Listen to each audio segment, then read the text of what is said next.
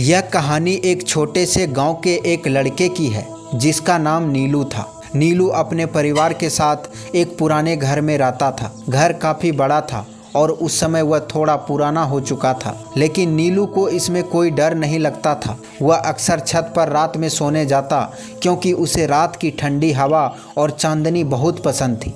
एक दिन नीलू ने सोचा कि इस रात वह छत पर अकेले सोएगा।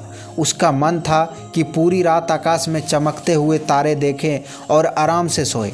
उसने अपनी चादर ली, तकिया लिया और छत पर जा पहुंचा। छत से पूरा गांव साफ दिखाई देता था और चांद की रोशनी में सब कुछ बहुत सुंदर लगता था। शुरुआत में तो सब कुछ ठीक रहा। नीलू ने चादर ओढ़ी और अपनी आंखें बंद कर ली, लेकिन कुछ समय बाद उसे ऐसा लगा जैसे कोई धीरे धीरे छत पर चल रहा हो। पहले तो उसने इसे नज़रअंदाज किया, लेकिन जब आवाज़ और तेज हुई तो नीलू घबराया। उसने आंखें खोली और चारों ओर देखा, लेकिन कोई नहीं दिखा। वह डरते डरते फिर सोने की कोशिश करने लगा। तभी अचानक छत पर एक ठंडी हवा का झोंका आया और नीलू ने देखा कि एक अजीब सी धुंध छत पर छा गई है। उस धुंध में एक आकृति दिखाई दी जो एक आदमी जैसी लग रही थी, लेकिन वह सफ़ेद रंग की थी और उसके चेहरे पर कोई भावना नहीं थी। नीलू की धड़कनें तेज हो गई। उसने आवाज़ दी, क्या कोई है? लेकिन उत्तर नहीं आया। वह आकृति धीरे धीरे नीलू के पास आने लगी। नीलू ने डर के मारे अपनी आंखें बंद कर ली और चादर से अपने चेहरे को ढक लिया। तभी वह आकृति और पास आ गई और नीलू ने महसूस किया कि अब वह पूरी तरह से उसके पास थी। उसकी सर्द और अजीब सी सांसें नीलू के चेहरे के पास महसूस हो रही थी।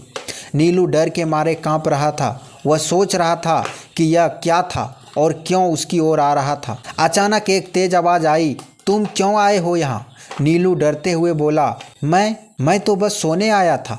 फिर आकृति ने कहा, यहाँ मत आना, यहाँ मेरी आत्मा भटकती है। नीलू ने डरते हुए पूछा, तुम कौन हो?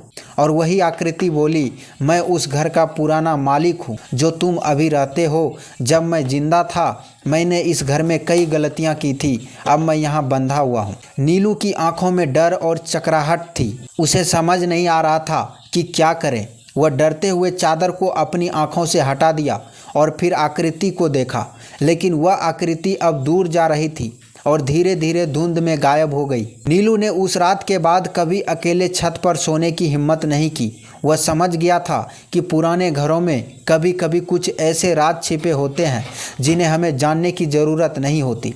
अब वह हमेशा अपने परिवार के साथ सोता था और छत पर जाने से पहले कई बार सोचता था। नीलू को वह रात कभी नहीं भूल पाई। वह डर, वह अजीब सी ठंडी हवा और वह आकृति उसकी यादों में हमेशा के लिए बसी रही। वह समझ गया था कि कभी कभी घरों और जगहों में ऐसी रहस्यमय घटनाएं होती है जिनका कारण हमें पता नहीं चलता, लेकिन वह यह भी जानता था कि उन घटनाओं को अनदेखा करना ही बेहतर होता है। कुछ दिन बीत गए। नीलू ने फिर कभी अकेले छत पर सोने का साहस नहीं किया, लेकिन एक रात उसके दिमाग में यह सवाल आया कि क्या वह उस आत्मा की मदद कर सकता था। वह सोचने लगा, अगर वह आत्मा कुछ गलत कर चुकी थी तो क्या मैं उसे कुछ राहत दे सकता हूँ। अगले दिन नीलू ने गांव के बुजुर्गों से बात करने का मन बनाया।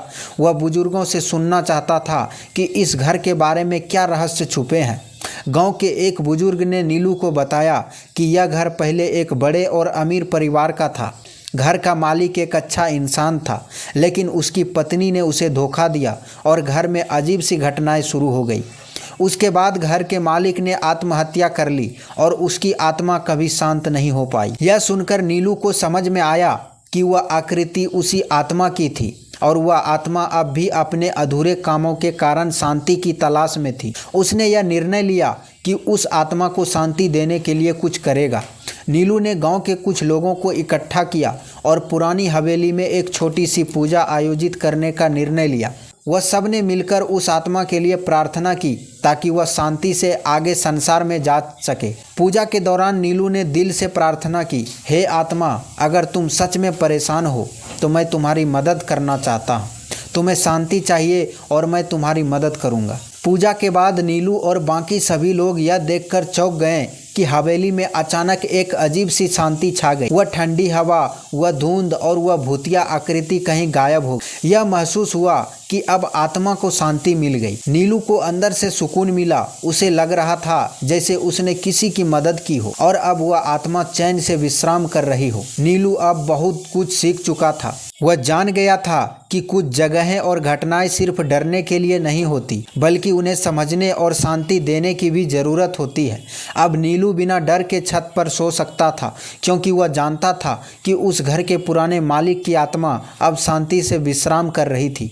वह रात के बाद नीलू कभी भी अकेले छत पर सोने से डर नहीं महसूस किया, लेकिन वह हमेशा याद रखता था कि कभी कभी डर और रहस्य के पीछे एक गहरी कहानी छिपी होती है, और अगर हम उसका सम्मान करें और सही रास्ता अपनाएं तो सब कुछ ठीक हो सकता है।